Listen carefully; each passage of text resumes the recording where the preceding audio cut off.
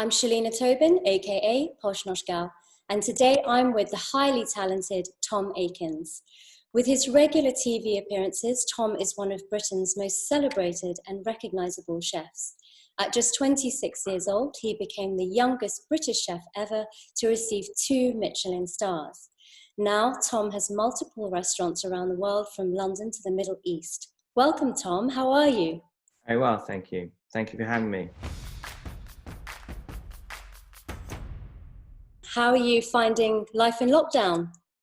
Well, I have to say, I think everyone is saying the same thing. The time has gone exceptionally quickly. None of us have ever had this amount of time on our hands. Some have been kept busy. I've been keeping myself fairly busy. But the time has just literally, flown so fast. It just feels like it was a week. And it's been, two and a bit months.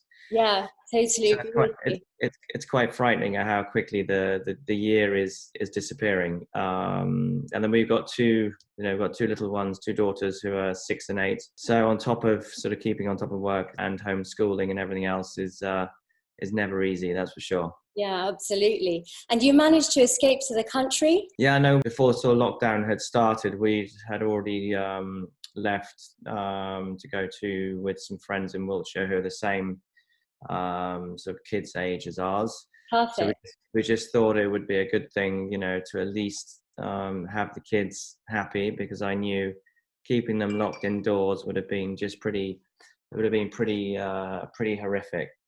And then we've just now the last sort of second part of it have been in Oxfordshire. We've had large part of it out of London, which has been very nice, obviously, with the kids. Yeah. But as I said, the toll of homeschooling for many parents across the country has been arduous, tortuous.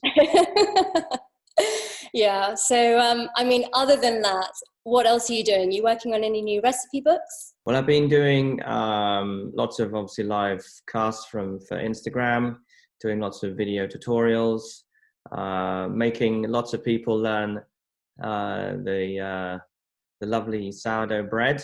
Yeah, you've been cooking up a storm.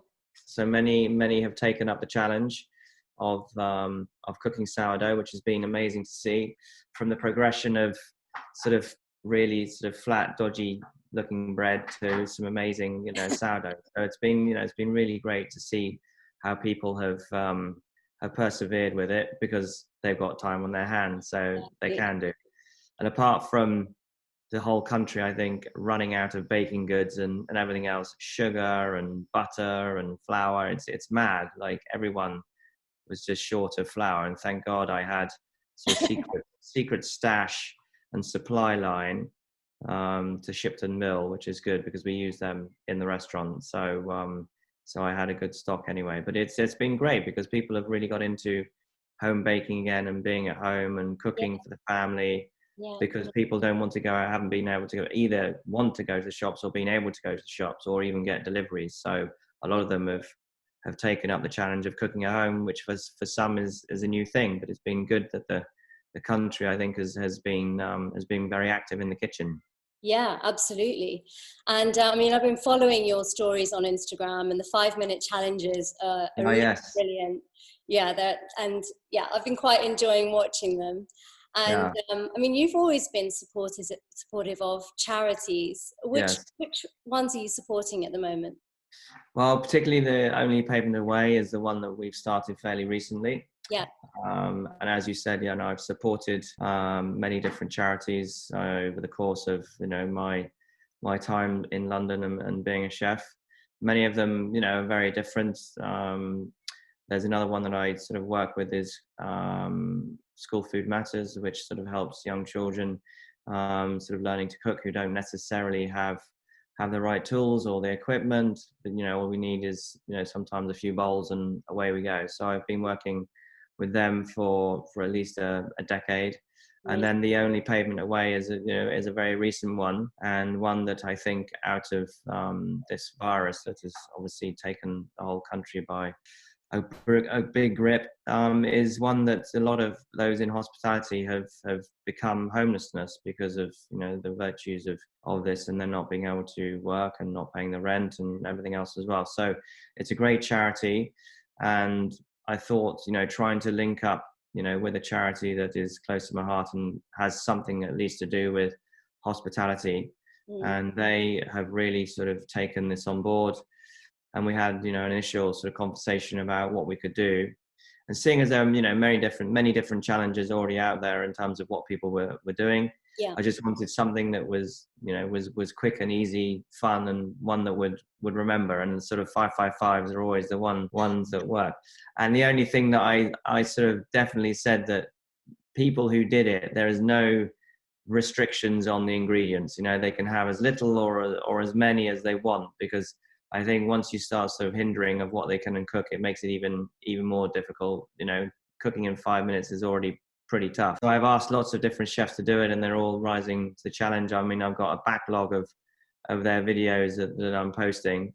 Yeah, it's super fun to watch. Yeah, but it's great to see that they're all doing it, and you know, the guys are incredibly happy that this is taking off, and you know, the money is coming in to help those that need it. Yeah, it's interesting you mentioned 555, because in 2005 you cooked at Arc, which is the largest fundraising dinner. How challenging was it to cook for 2,000 people?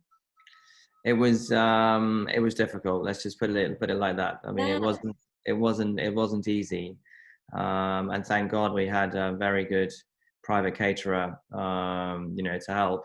Yeah. But it was tough. I mean, I'm just trying to think, sort of one up from that. I actually did a fundraiser for the Olympic Committee just before the Olympic Games in London, and that one was 2,500. And I would say that the 500 definitely pushed us to our absolute limit. But you got through it. We got through it, yeah. But you always think, you know, when you're in the thick of it, you always think that it's going much worse than it actually is. Yeah. Because as chefs, you know, you count, you know, the seconds and the minutes, and you just think this is just taking too long. This is taking too long. And in fact, everyone is obviously having a good time. They're drinking, they're chatting. Yeah. So it was all fine. Yeah. Well, it's not an easy thing to do. I think I've cooked for 10 people and it ended up being a complete disaster. So hats off to you, 2,500. Wow. Yeah. So taking you back to the beginning, Tom, when did you first realize that you wanted to be a chef? I mean, when was that epiphany moment? I would say when probably when I was between the ages of 6 and 8. So my mother was a very good home cook. We lived in Norfolk, so she was growing everything out of the garden. You know, we had a big garden, and there was seasonal vegetables all year round: spring, summer, autumn, sort of winter. You know, strawberries and peas. We kind of knew when yummy things were coming into season, and then not so yummy things in the, you know, in the winter time. So we were quite sort of knowledgeable at an early age. And then as soon as we were sort of capable of obviously not just doing the picking and the seeding and the weeding and everything else, we then started to do a bit of cooking in the kitchen with our mother. So by that stage, we were probably, you know, sort of 8 years old, and appreciating, you know, more than just, you know, pasta pesto as my kids do. Yeah. Which is, you know, they're getting a little bit better now. But it's funny, you know, I'm a chef and I produce two quite fussy kids, but you know, it is what it is.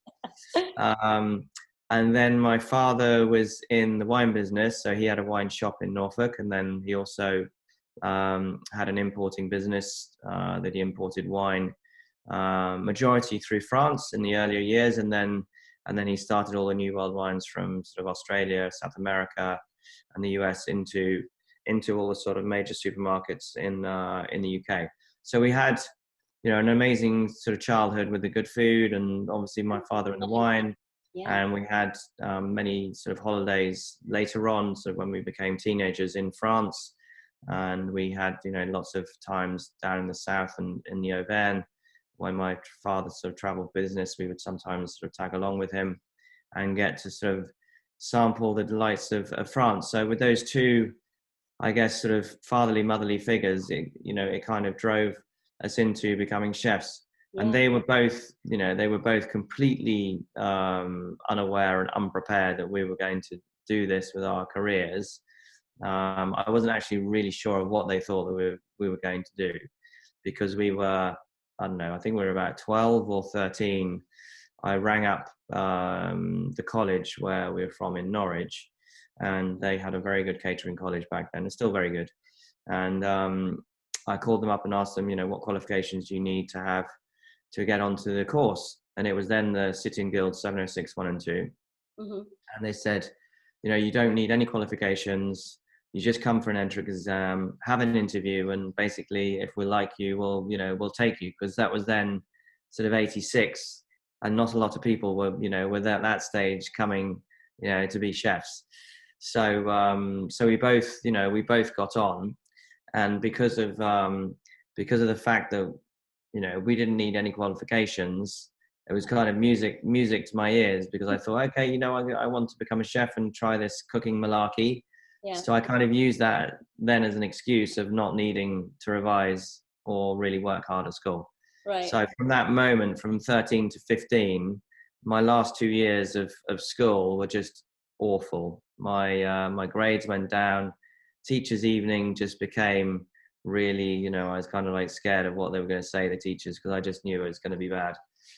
And then when we sort of had sat our final exams at school, and I just knew they were going to be awful. I didn't do any revision, pretended to with my brother. We were stuck in our room, saying we're revising. We were just listening to music and whatever else.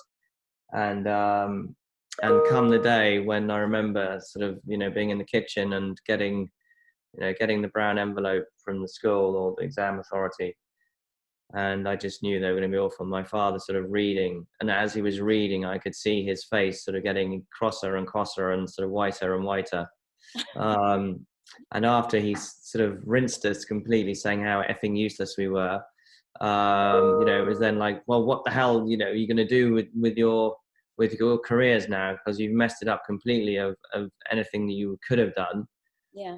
And we both turned around and said, no, we're going to become chefs. And they both looked at us saying, like, what the fuck, like, how, why, where has this come from? And they were like, and we were like, well, where do you think, we've got an amazing mother who's great at cooking, and you're in the wine business. I mean, it's not exactly Sherlock Holmes to figure that one out.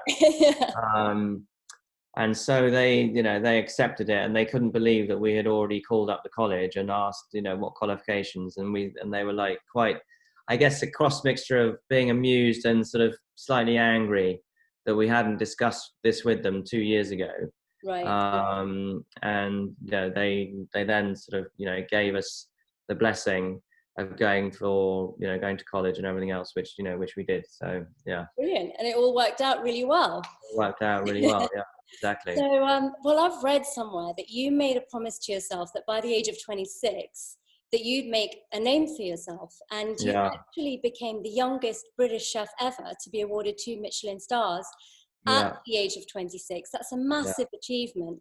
What was it that made you set that goal for yourself at such a young age? Well, it was another sort of run-in with a teacher at college, to be honest. So, because I, as you probably imagine, I was quite a naughty child from the moment I was born. And anyway, but the teacher that gave me my interview, after about sort of 2-3 months that we've been on the course, so still very fresh, very new, he came up to me and said, Mr. Aikens, just beware that I'm really watching you closely. I sort of turned around as a cheeky teenager and said, well, that's a little bit odd of you to say that. Why are you making such, weird comments? And he said, well, the one thing is that you were very lucky to have a twin, because of him, we weren't going to take you because we didn't want to separate you. And he basically said, that's the only reason why you're on this course. Harsh. So yeah, it was pretty harsh. And I thought, really nice pep talk there. Thanks very much. And I then said to him, I said, well, anyway, it doesn't matter, because in 10 years' time, I'm going to be famous and you're going to know who I am. So for me, as a 16-year-old, I thought 26 is a long way away. 26 is like so old. I'm going to have enough time for 10 years, to make my name, fame, fortune, whatever else, and do what I want to do. Yeah. So I kind of set that as a goal. Never in a million years thinking that I would obviously get to the age of 26 and do all that. But in a way, it kind of pushed me to say, right, sod you. Yeah. Nobody says that about me, and I will do it. And, I've always had a very, good, hard sort of work ethic, and I'm, obviously been very driven from a very early age and ambitious. Mm-hmm. So it was kind of a thing that I wanted to do, but it was exceptionally, difficult, back then. And, because I think, of all the good restaurants in London that everyone was talking about, there was only like 5, and that was it.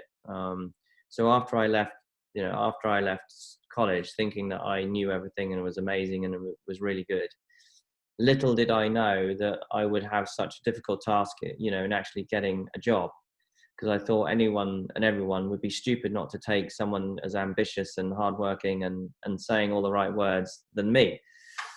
And so with the help of my father, back then, you wrote to people. So I wrote sort of 20 odd letters to all different types of restaurants and hotels in London.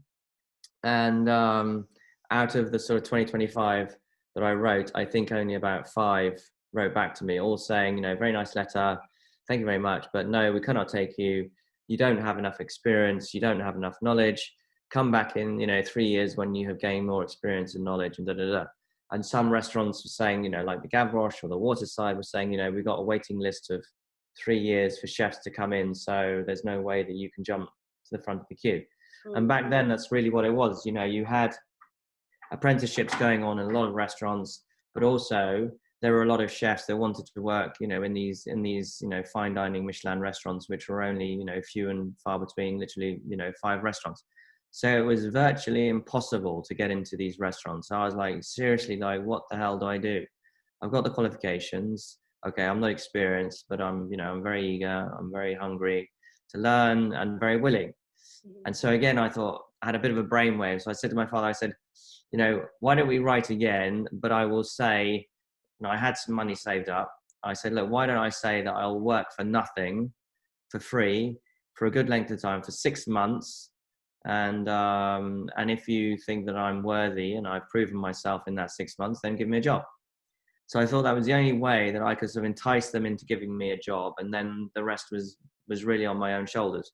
Yeah. So again, I wrote off the same people, 20-25 letters, and then literally I got, sort of 2-3 responses. I think there was probably, a bit peed off with this overeager kid sort of pestering them. And I think the Gavroche wrote back to me and said, look, really love your letter. Thank you so much. You're obviously full of ambition and drive, and it's so nice to read about your passions. But again, we can't let you jump to the front of the queue because there's people who've been waiting for 2-3 years. I was like, geez, bummed. And then the only chef that said yes was a chef called David Cavalier. And David, he had a 1-star Michelin restaurant in Battersea. And again, he gave me the position for 6 months. Brilliant. And then after 6 months, he gave me a job. So that was my sort of step into the door as such. And the thing is, once you're in, then you're in. You're kind of there. So it was after that, he then helped me to get. So I did a year. And then he helped me to get a job at the Tonkleur with Pierre Kaufmann in, I think, 92. Mm-hmm. So it was interesting. You were actually part of the Pierre Kaufmann's team at Le Tonkleur when they received their 3rd star as well. Yeah, I was, yeah. That must have been an amazing moment. It was. Yeah, we had a pretty rock and roll team, I tell you. There was me, there was Eric Chavot, there was Tom Kitchen, Paul Rhodes, who's an amazing baker, and some others as well. So, it was almost like the Galactico, football team at an early age. It was amazing. And the funny thing was, like, when I went there, I had my interview, and I was, this was like one of the greats at that time, and I was so nervous, like. My palms were sweating. I was just like, didn't really give much eye contact. And all I remember him saying is, so you want to work in the kitchen? And I said, yes, sort of very sheep, yes, please, like this. And he goes, that it's, it's a hard kitchen, and it's full of French chefs. And he goes, are you okay working with, with French people? I said, yes, chef, yes, chef. Anyway, so he gave me a job.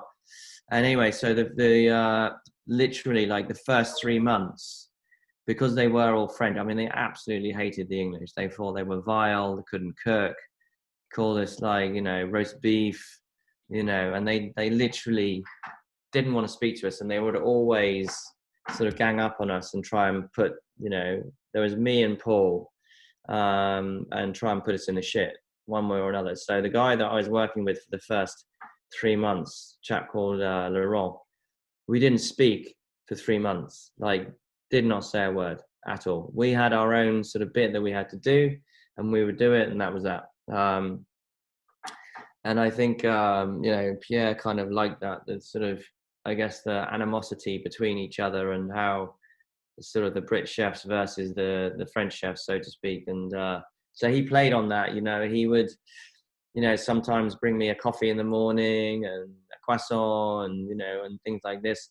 And then one time I remember I was living in Clapham, and I was late for work, and he used to do the market run, sort of at like 7 o'clock, 6 o'clock in the morning. And I remember cycling over Chelsea Bridge, and just as I was cycling over, he came in his van and was sort of waving at me, and I'd obviously, as I said, being late, overslept. And anyway, and then when he comes in the market, we all had to unload the van and get it ready. And then because I was late, he said, no, Tom, don't worry. You're tired because, I can see you overslept. So, just don't worry about he said, the French boys will, unload the van. You can come in the kitchen and I'll make you a coffee and breakfast. Right. And they were like, that pissed them off even more. I bet. And no, but he was he's a very good teacher. He was always one for pushing you and making you do your best.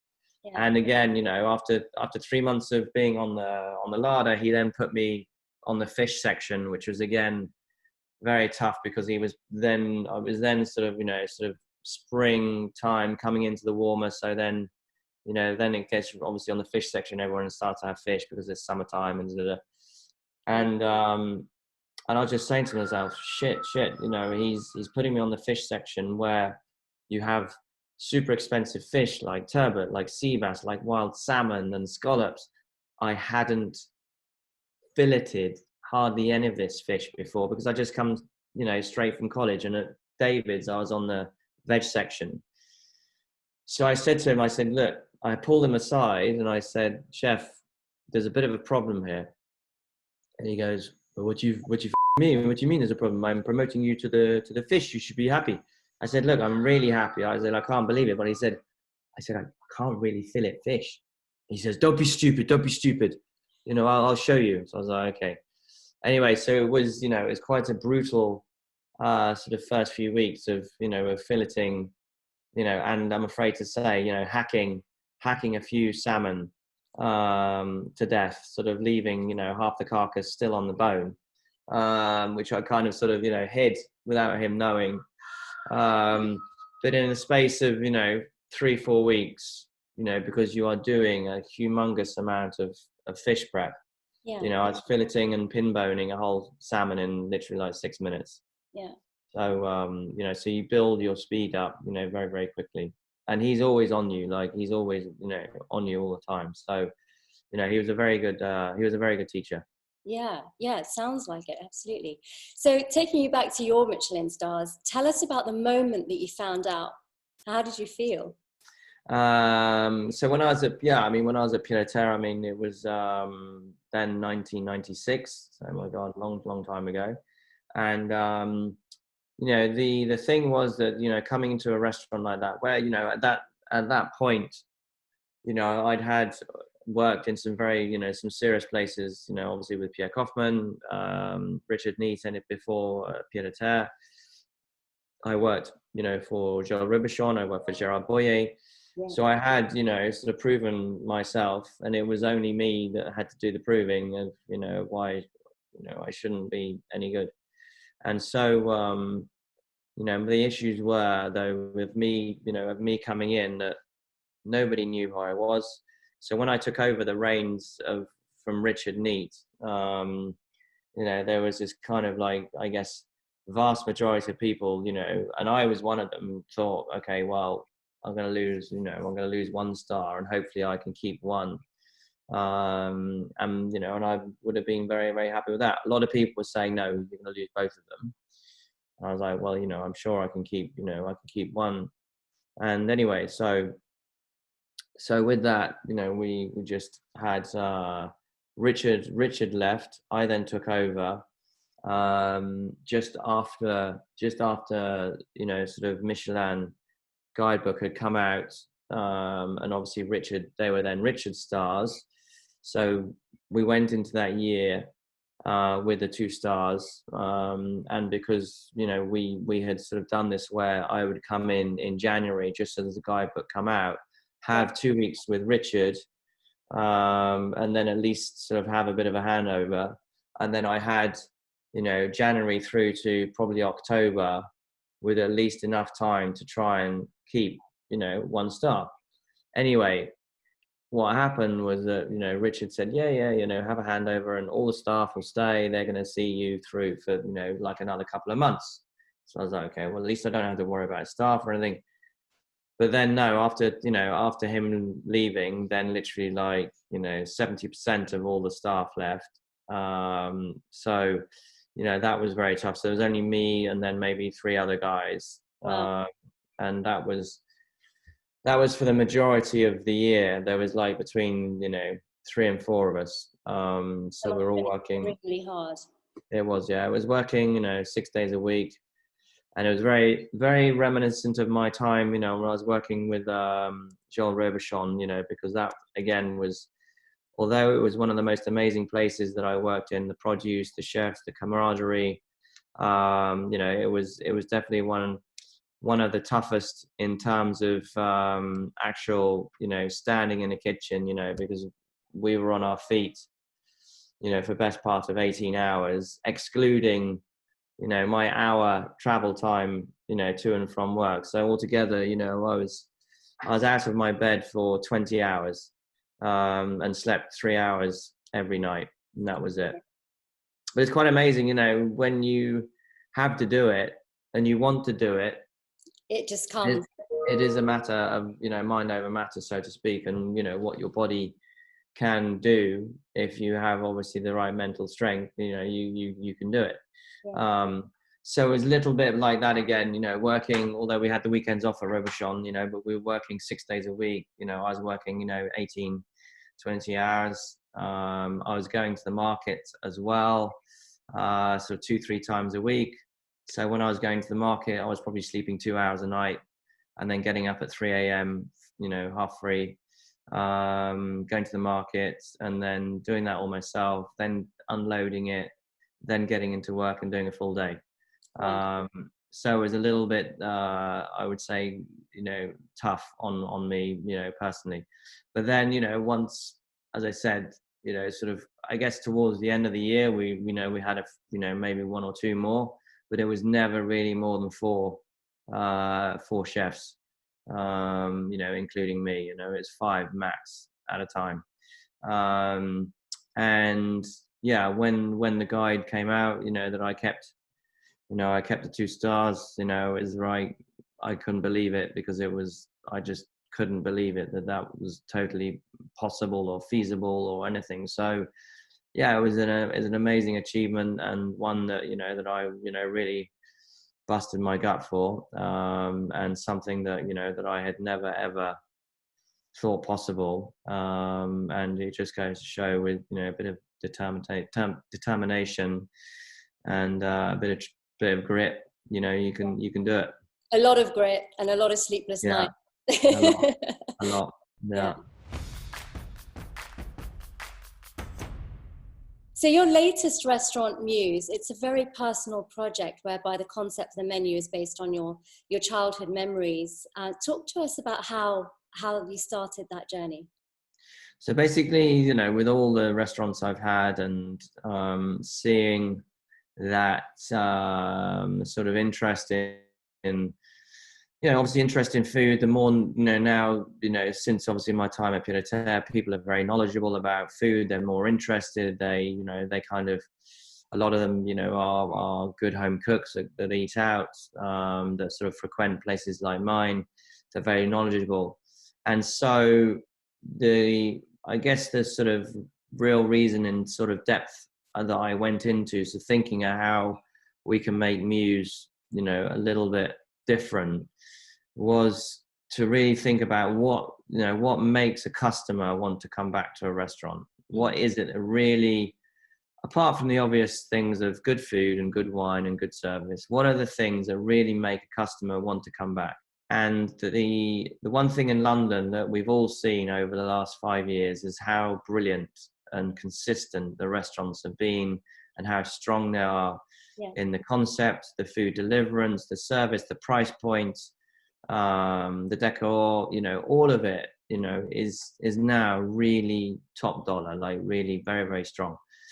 So the one thing, as I said, is how do you get a regular customer? How do you get that repeat business? And the only way that you can, apart from providing, as I said, the obvious things, good food, good service, good wine, is memory. Mm-hmm. Because if you think, and I'm definitely one that is part of this group, is that how often do you go out to a restaurant and no matter how an amazing time that you had, how much of it do you actually remember? How much do you actually say, yeah, I went to this place on such and such street and XYZ was really good. The food was amazing. And I had this great bottle of da-da-da-da. Mm-hmm. I can guarantee you 90% of people that you ask, even if their restaurant that they went to a week ago, probably won't remember. And I'm definitely one to blame for that as well. So I thought, okay, so if that is the case, and I spoke to a lot of people about what is it that what is it that you find about a restaurant that sort of, makes you want to go back. And then the majority of them said it's just something that sticks in your memory. So then that got me thinking, so how can we inject more memories into people so that by the end of their meal, they're kind of blown away with lots of things that they can remember?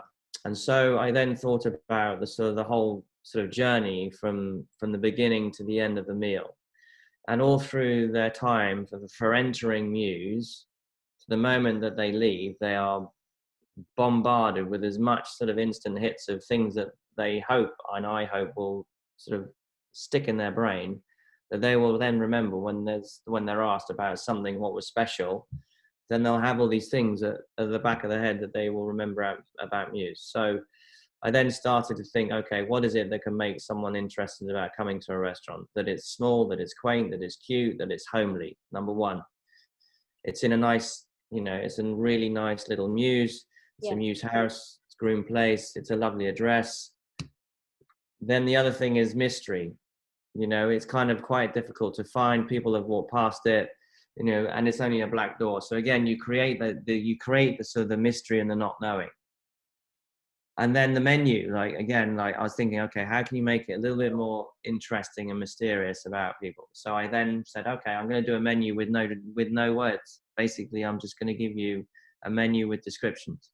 And then I got all this stupid press, mainly from the Daily Mail, saying, isn't this the most pretentious restaurant? In a way, so what if we are? But you've created something that people don't understand, or they don't want to. So then people that are already being inquisitive about, hey, why are people saying it about that restaurant? Yeah. So the idea with the menu, again, was just to give a little snippet rather than giving the whole thing. Because once you give people the whole thing, I don't know, whatever, roast scallops with sage and butternut, it's there, so they know what they're getting. So why not just give them 3 essential ingredients that are in the dish, and then again we will explain it at the table of what it is. And then another thing was the menu. Like a menu, when you go to a restaurant, you have your starters, you have your main course, you read the menu. Isn't it so nice? Does it sound lovely? And again, I thought, God, menus are so boring. They really are. Just you open it and it's like, okay, I'm gonna have this, yes, lovely, and this one, thank you. And so I thought, okay, well, what about injecting a bit of fun? And that's when I thought of doing a pop-up menu. So we've done a pop-up of Muse, of the building that pops up, a little bit of blurb about what Muse is, what it stands for, and the ideas and the philosophy. And again, it's kind of, it's something that's instant, that hits people, go, oh, wow, that's interesting. Wasn't expecting that. And it's, as I said, it's about these things that you just keep hitting them with, and they go, oh wow, oh wow, oh wow. It's it's another thing. And then through through the different menus that we do, and on tasting obviously menu, there are stories that relate to things of mine, as a child, people that I've worked with, as different suppliers and things like this. And one of them that I wanted to sort of try and get across to people was, I had this this story of me as a child, which was about this beech tree that we had at the bottom of our garden. Mm-hmm. And so I was just racking my brains out, how can I entice and think of this amazing beech tree? It's the most beautiful copper beech tree. It was stunning, and I always had this fear of climbing this tree because it was flipping tall, and it was overhanging a motorway, which is the bottom of our garden. So not only did you have the tall, but you had a massive drop on the other side into the motorway because it sort of overhang it.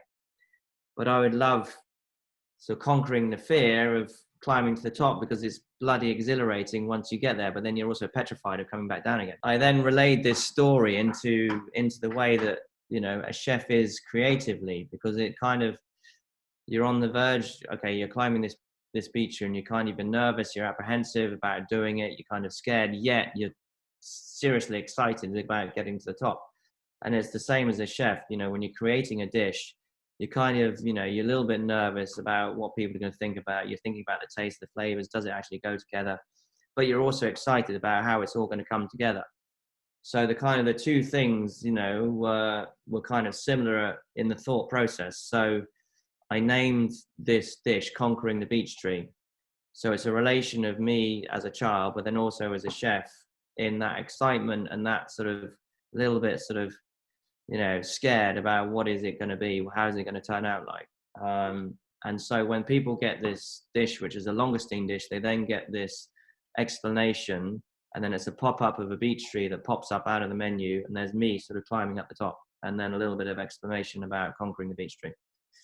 Right. So as I said, there's things all the way along the menu that sort of, as I said, sort of provokes the mind. And it's, as I said, it's a lot more intimate, it's a lot more personal. And yes, it's me kind of putting myself, on the plate, so to speak, with, with all my thoughts and memories and things. And in a way, people relate a lot to that, because they're not expecting some hard-nosed sort of chef like me being all soft and gooey and sort of relating my own sort of stories. Yeah, I mean, we were there, my husband and I, we were there just before lockdown, as you know. And, we actually were quite inspired by the whole concept. We really enjoyed that it was such a personal experience to you. And, here you've got this amazing chef who's been in the industry for so long, and you're actually opening up yourself to people and sharing your stories, which I actually thought was a really, really lovely thought. So what is the creative process when coming up with the actual dishes? What's the concept of creation? I mean, do you lead by ingredient, or do you lead by how it looks in that sort of dynamic? It's also sometimes could be a catchphrase.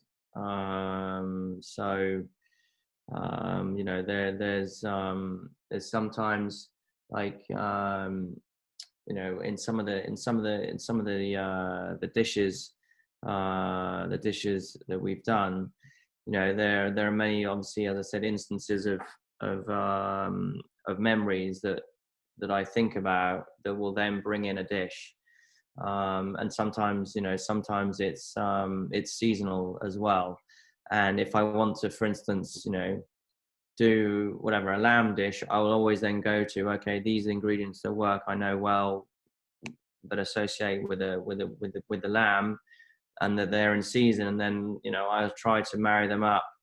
And now there's a little bit more extra work, because it has to also wrap and tie into a story as well, which also makes my brain work overtime, because I then have to think of either the story first and then relate a dish to it, or I've got a dish that I have to then think of a story that has happened in my past again. So it's, in a way, it's more fun. As I said, it's more personal, and kind of it opens, I think, people's sort of imagination about how that I came up with it, with this dish. Yeah.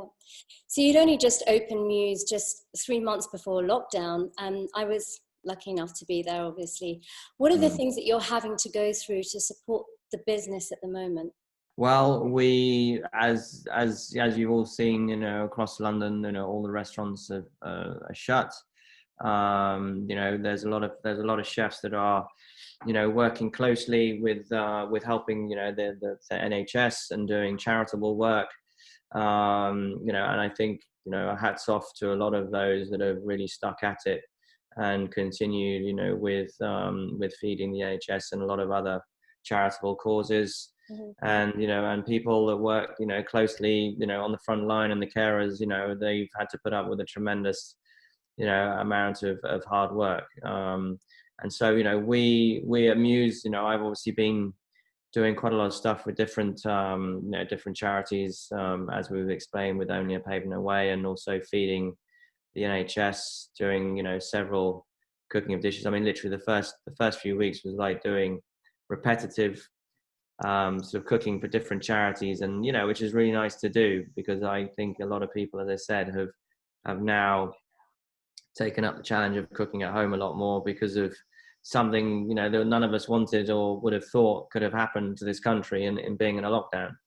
And I think the sort of upside with this, and there are always, as we're aware, there are always negatives at the beginning, but there's always a lot of positives that come out of something that is negative. It's a fact of nature that we will find something out of it that will reward all of us. And I think the majority of people that have been in this is the closeness that they get to family and to friends that have needed them, and people have sort of been encouraged to help not only close people but strangers as well. Yeah. And I think it just goes to show the strength of of this country, and the people that are in it, who really are positive in that fact that at the end, the tunnel, it will come eventually, and we will get there. But it's just a case of gritting the teeth and getting down to serious hard work. Yeah. And as I said, it's for the hospitality industry as well has been very, very united, and a lot of the hotels have shown great support in giving free beds to the NHS workers, and sort of free meals, that is really quite remarkable. And it's just makes you very proud, to be British, but to see how people come together in a time of need. And it's probably very similar to when the Queen made her speech, from when the time of the war, how Britain, came together to help each other. Yeah. And I think that's what we've always been very good at in the time of need, for not just, close ones, but far and wide strangers, that we all come together. And do you think the current situation will have a long-term effect on fine dining? I think it's not, it's not just fine dining. I think it's, it's everyone. Obviously the fast casual section with, the likes of Pizza Express and McDonald's and all those types of places, they're still going to, they're going to be hit as well, because I think, the facts are that every sort of different section of hospitality, from, fine dining to casual premium, fast food, is going to be hit. People have got to really sort of get, I guess, the courage, to go out again and to trust the area that they're dining in, and those that are coming in to be comfortable with eating out. I think it's going to take a long time, to get back to where we were, and even if we ever do get back to where we were, there's going to be a lot of restaurants that will probably not make it, and restaurants that will close. Whatever the government does decide to say, and what we can and can't do is going to hamper and restrict restaurants from probably running efficiently and properly and financially, because as we know, a lot of restaurants can only survive on being 75 to maximum full, let alone a third or half, which is, I'm sure, they're going to probably instill at the beginning. Yeah. So it's it's going to be tough, and I think a lot of restaurants may not come back from this. Some may open a lot later and wait and see if restrictions will be lifted completely. So I think, there's a lot of question marks as to what is going to be the next stage, what is going to happen. None of us ever want to see this happen again. And I hope that we never will. But as we're all aware, in the state of the climate and the world, I'm sure that is not going to happen. I'm sure there will be something that will come back again, but we just will at least be a little bit more prepared than we were, from last time. Yeah, well, hopefully there won't be a second wave. Yeah. Fingers crossed for that. So, I mean, other than today's challenges that we're going through, what are the biggest challenges of running your own restaurant? So I'd say the biggest challenges, I mean, we are very fortunate, touch wood, that we don't need a big team, because we only have 24 covers. And, we only have like a team of, 11, 12. So we are a very close unit, kind of almost, sort of family in the way that we behave and we work together. And I think, for us, it's a question of, what is obviously going to be, the likelihood of opening any time in July, and is it actually worth us opening? I think the majority of people that you will see in hospitality is going to say we could open, but because of what we have to do, i.e. wear, visors, masks, gloves, is it really what we want to do? Is it something that we want our customers to come into? I would seriously say, probably, 80% of people will say, no, not for me. Mm-hmm. And, I think through working hopefully a viable solution, and the government are not stupid. They don't want to see, hundreds of people out of jobs. They don't want to see businesses go bust, that's for sure. They also have to understand from our standpoint of what is truly acceptable and what is an enjoyable dining out experience. So I think all of those have to be really thought through. And I, for God, would not want that decision on my head to what you can do and what you can't do, because it's very difficult, because every business is very, very different. And as I said, we're lucky and fortunate that we are, small enough that we don't have, massive overheads, to truly worry about, because, it's a very, very small restaurant with limited overheads. So, but I think, we may decide, as I said, to potentially leave it until September, but, we don't know what the restrictions are until July. We could also, if, which I thought about, is because it is a small restaurant, we could cater for up to do, private dinner parties where the people that are coming in, they all are friends and they've all either been, together or whether they trust, obviously, each other enough to dine together. That may also be an advantage for us, because, we're very small and can offer that as well.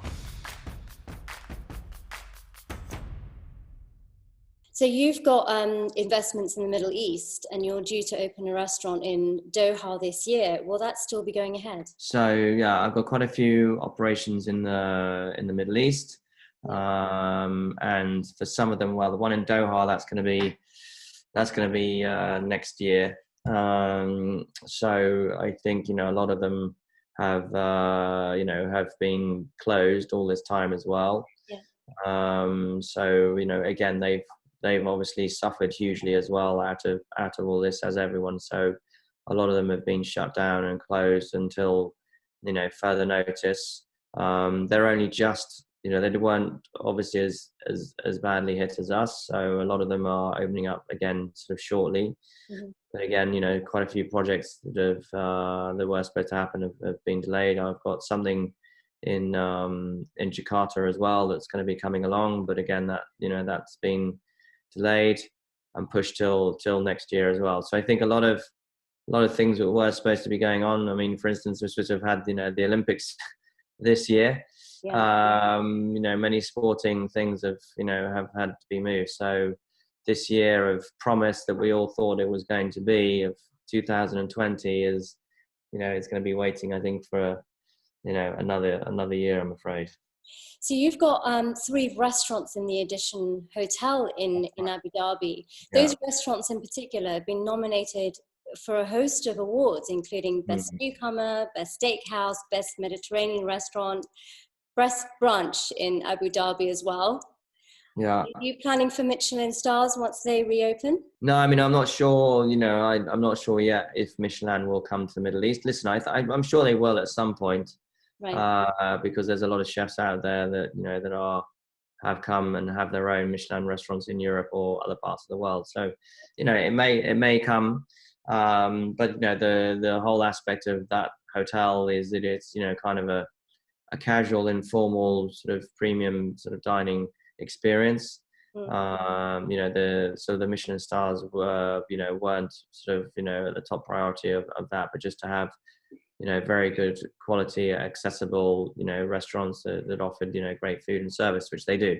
And they're very different. One is a premium, steakhouse. And then you've got one that is, a sort of mixture of sort of Riviera, sort of French, Italian, style, sort of Provençal Italian food.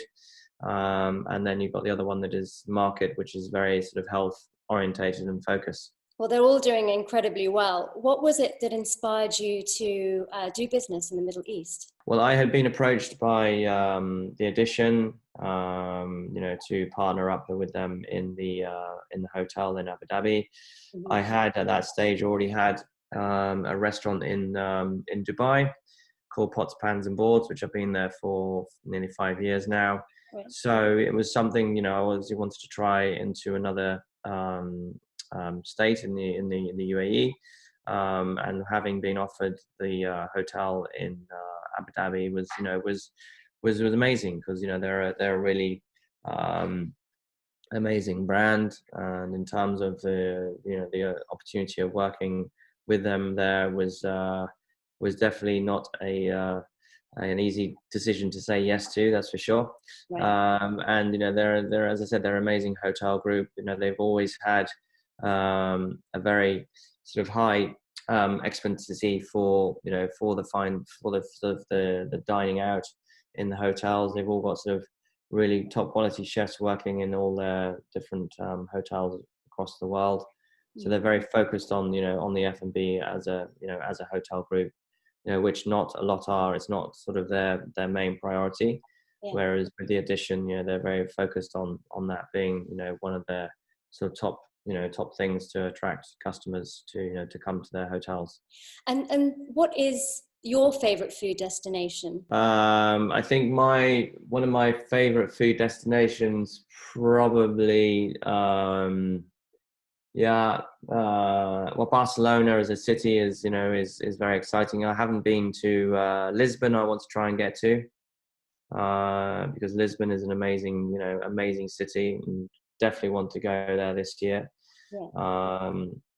Japan as well is an amazing city. I've been there once, so I'd love to return to there as well. And what is your proudest moment of your career so far? Oh God. I think opening Muse has been a very very sort of happy one. It's been very well thought out. It's been very precise. I think when you get to a certain age, you're kind of a little bit more mentally balanced in terms of what you want, where you're going, your requirements, and particularly even more so when you have a family, as you'll know, that it kind of puts things into a lot of perspective. Yeah. You have a better use of your own energy into where you push it. And I think, my own goals for that restaurant, even though we've been open, 3 months, are very high, but we just, as I said, we take baby steps and we see where we go as a team. But it's it is a very enjoyable place, to work in and to eat in. It's just got a very, beautiful feeling about it. And, not a lot of, I think, restaurants have that, and when you go in, you kind of feel it in the air. And that, for me, is having in that when you go to a place is very important for me, that you just, you feel it when you go in. When you walk in, you suddenly just can feel the energy. There's just some magic in the air, and that is really what it's about, is creating, that magic. And not just, it's not just for the guests, but for all the staff as well, that they really love the place that they work in, that they look forward to going to work. It's a happy environment. Yeah. and that all of us, are very focused in making it, a top restaurant. And what would your advice be to someone wanting to open a restaurant? I think, the advice has to be, really do your homework, do your groundwork in terms of what you are achieving out to be, or what are your targets. What is your anticipation in terms of the food, number one, and then once you decide on what sort of food you're gonna do, what style of restaurant, location, price points, there's so many things that you've got to think about to make it actually work.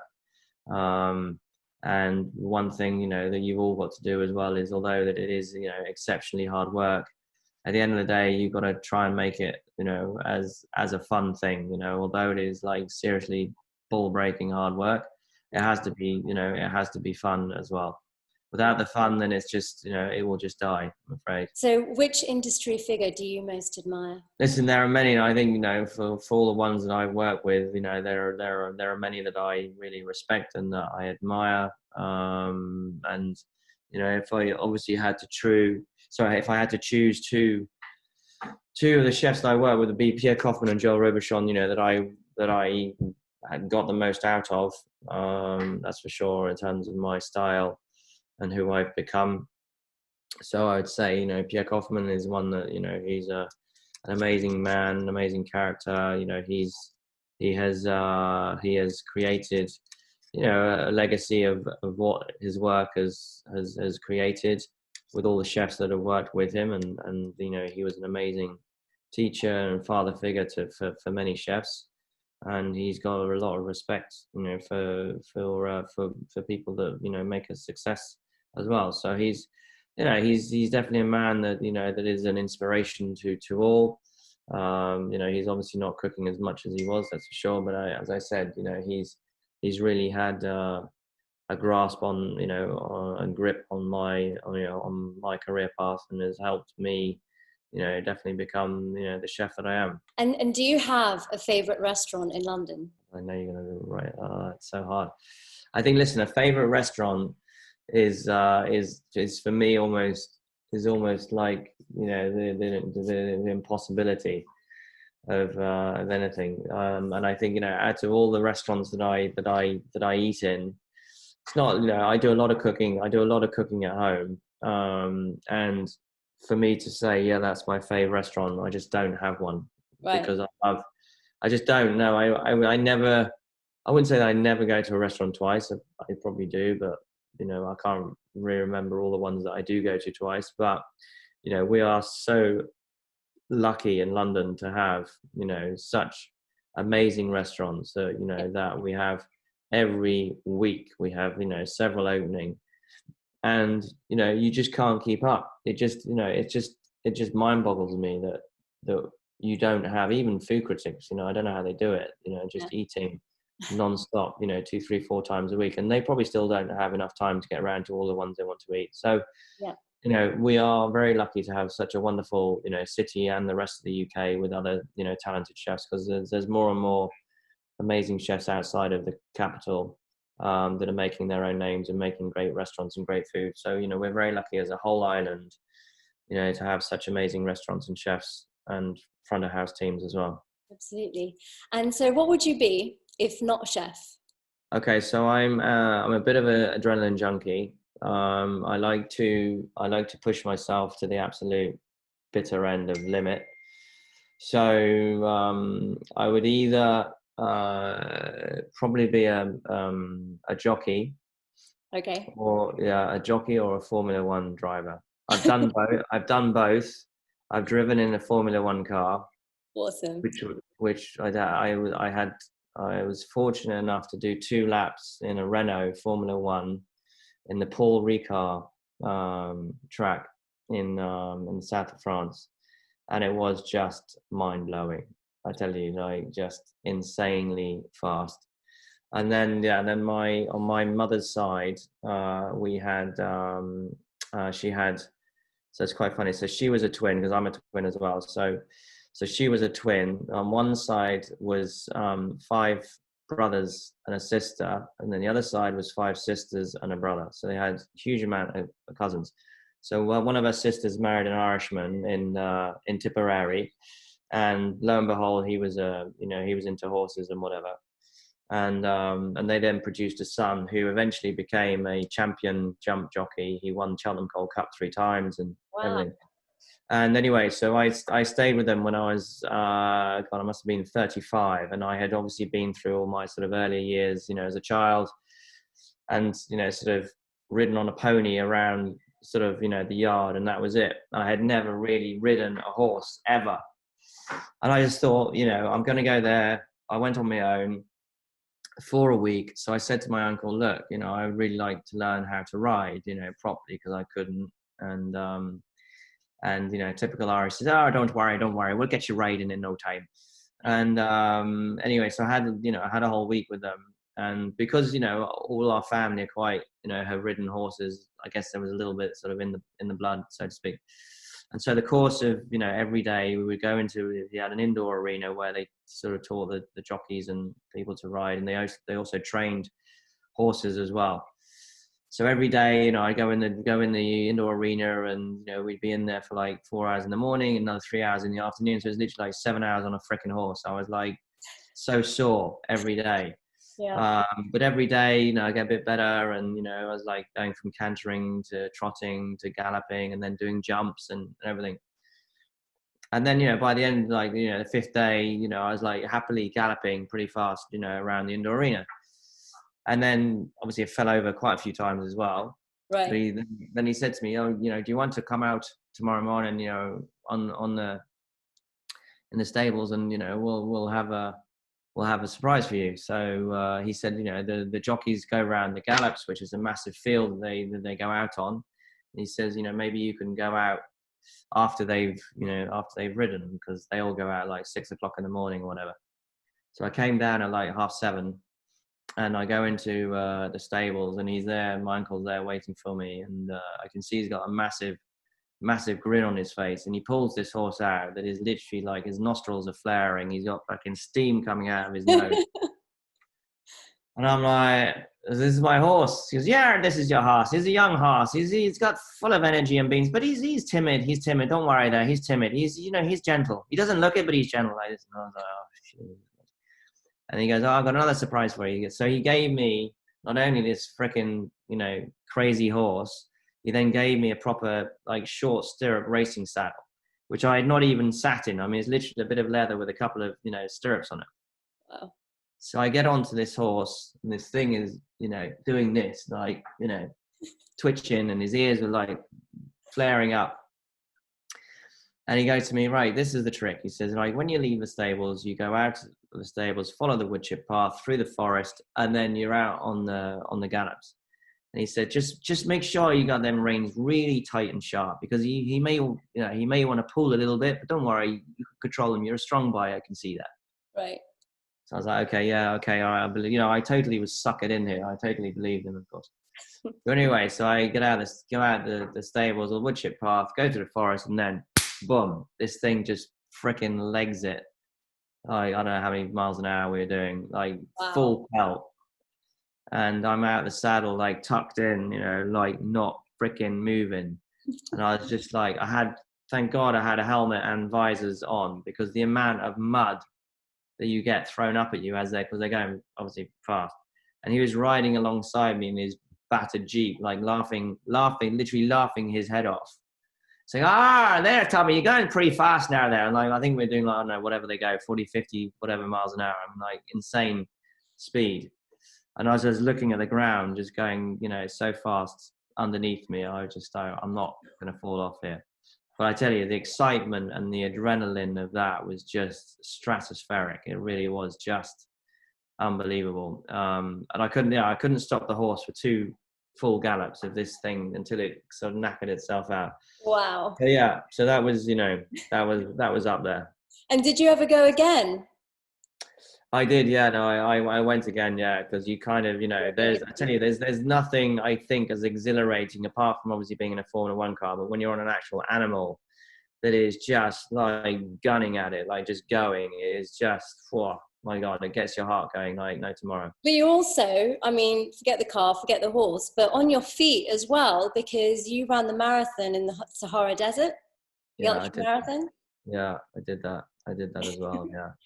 That's phenomenal. Listen, life is for me is like a full of, you know, it's an opportune moment to do as much as you can and some crazy things, and to test, you know, I'm all about testing yourself, you know, testing yourself to limit what the mind, what the body can do. And, you know, running that was definitely one of those, because, you know, I had never ever done any running distances before I had signed up to it. I hadn't even ran a mile. My God. No, I mean, I hadn't even, because I had two bad knees that I had already had surgery on, you know, a long time ago when I was 26 and then 35. So I ran that when I was 40. But yeah, it was exhilarating. It was a lot of fun, quite a bit of pain as well with the feet. But you know, it was an amazing. Yeah, well, it was, you know, always 45. Well, between 45 and 53 degrees. Yeah. So, you know, Well done. it's hot, but it was fun. It was still fun. So lastly, you've told me a few things that I didn't know about you, but tell me a fun fact about you that I couldn't possibly know. Oh my Lord. God, I've already divulged quite a lot. Trying to think. Wouldn't you know? I see. I'm kind of a person that, you know, once I'm sort of, you know, comfortable, I'll kind of just open my mouth and anything will come out. Well, So you're comfortable, so. sometimes be a bit careful. No, I think, listen, I think, you know, between, I would say a lot of, you know, of things that I sort of have done and got up to, you know, has partly been through having a very sort of amazing twin brother. And still today, a lot of people don't know that I'm a twin, which is quite remarkable. Yeah. And, you know, having a twin brother, as a lot of twins will know out there, that is an amazing thing to have, you know, to have someone that is exactly like you in terms of, you know, same temperament, and obviously you look the same anyway, but it's just all mental, you know, that your approach to things, you know, are the same. The fact that we're both chefs as well is quite weird. Yeah. But we've both managed to find our own groove, so to speak. And, you know, it's been amazing sort of, you know, having one another in the same, you know, line of work is, you know, is And he amazing. works in America, in New York. He works in New York, yeah. So he works at the moment, he's working in a place called Veronica. And then do you guys have like this sort of telepathic communication thing going on? Yeah, no, we do a little bit. Yeah, we do, definitely do. And, you know, we, as I said, we kind of have, you know, great understanding of each other in terms of giving, you know, each other, you know, we're very happy to sort of share ideas and recipes and things like that. So it's good to do that, you know, because we always, you know, when we're discussing, you know, if we're doing a new restaurant, we kind of share the ideas. We kind of also go through what worked, what didn't work. So it's great to have someone like that you can, you know, batter sort of ideas off. Yeah. And once we finally open up, and I mean, is your sole focus going to be Muse, or are you thinking of a new venture, a new restaurant? Oh God, no way. No. I think this, as I said to many people, this will be the last chapter of Tom Aikens for sure. There will not be anything else. That will, yeah, that's my final parting call is that restaurant. That's for sure. Okay, well, on that note, guys, if you want to visit Muse when we open up, it's absolutely fabulous. Please do go. And if you want to follow Tom, he's at Tom Aikens. It's at Tom_Aikens? No, it's just Tom Aikens, yeah. Tom Aikens on Instagram, and I'm at Posh Nosh Gal. Thanks for joining us, Tom. Pleasure. Take care. Thank you so much.